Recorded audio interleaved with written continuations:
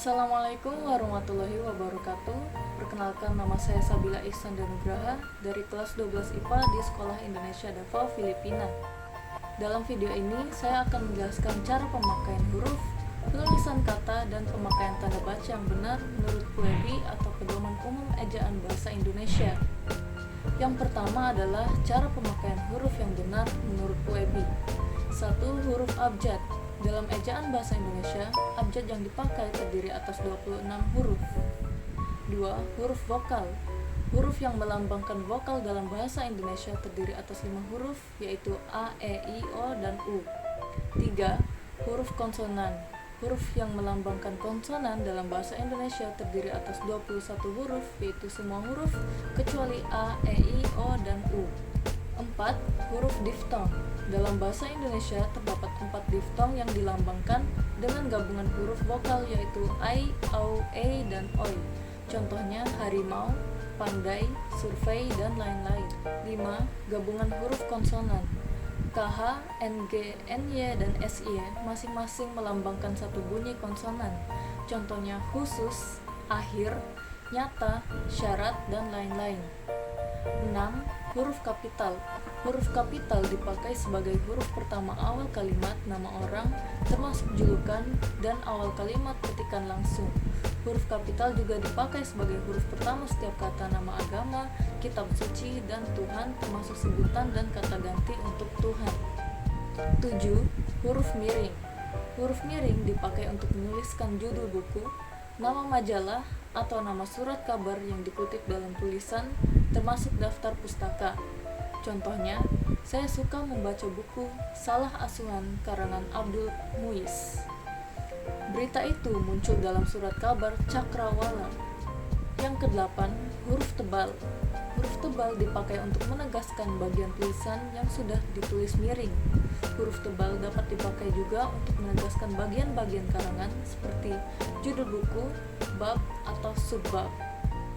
Yang kedua, cara penulisan kata yang benar menurut PUEBI. 1. Kata dasar. Kata dasar ditulis sebagai satu kesatuan. Contohnya, saya pergi ke sekolah. Buku itu sangat tebal. 2. Kata berimbuhan. Imbuhan, awalan, sisipan, akhiran, serta gabungan awalan dan akhiran ditulis serangkai dengan bentuk dasarnya. Contohnya, berjalan, berkelanjutan, lukisan, kemauan, dan lain-lain. 3. Bentuk ulang. Bentuk ulang ditulis dengan menggunakan tanda hubung atau strip di antara unsur-unsurnya. Contohnya, anak-anak, berjalan-jalan, mata-mata, dan lain-lain. 4. Gabungan kata. Unsur gabungan kata yang lazim disebut kata majemuk, termasuk istilah khusus ditulis terpisah. Contohnya, duta besar, orang tua, meja tulis, rumah sakit jiwa, dan lain-lain. 5. Kata depan. Kata depan seperti di, ke, dan dari ditulis terpisah dari kata yang mengikutinya. Contohnya, di mana dia sekarang? Mari kita berangkat ke sekolah. Keenam, partikel. Lah, kah, dan tah ditulis serangkai dengan kata yang mendahuluinya. Contohnya, bacalah buku itu baik-baik. Siapakah gerangan dia? Apatah gunanya bersedih hati? 7. Singkatan dan akronim. Singkatan nama orang, gelar, sapaan, jabatan, atau pangkat diikuti dengan tanda titik pada setiap unsur singkatan itu. Contohnya, W.R. Supratman, MSI, SDR, dan lain-lain. 8. Angka dan bilangan. Bilangan dalam teks yang dapat dinyatakan dengan satu atau dua kata ditulis dengan huruf, kecuali jika dipakai secara berurutan seperti dalam perincian. Contohnya, mereka menonton drama itu 3 kali. Koleksi perpustakaan itu lebih dari 1 juta buku. 9. Kata ganti. Kata ganti ku dan kau ditulis serangkai dengan kata yang mengikutinya, sedangkan ku, mu, dan nya ditulis serangkai dengan kata yang mendahulunya.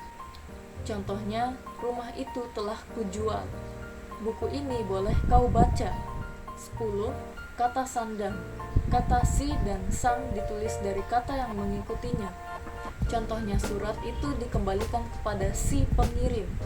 Toko itu memberikan hadiah kepada si pembeli.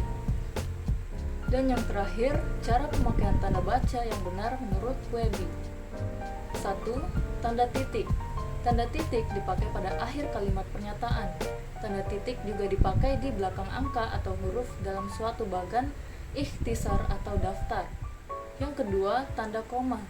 Tanda koma dipakai di antara unsur-unsur dalam suatu pemerincian atau pembilangan. Tanda koma juga dipakai sebelum kata penghubung seperti tetapi, melainkan, dan sedangkan dalam kalimat majemuk. 3. Tanda titik koma.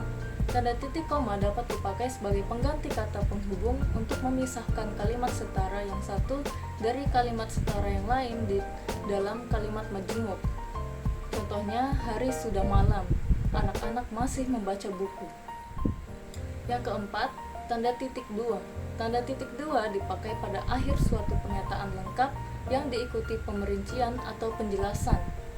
Tanda titik dua tidak dipakai jika perincian atau penjelasan itu merupakan pelengkap yang mengakhiri pernyataan.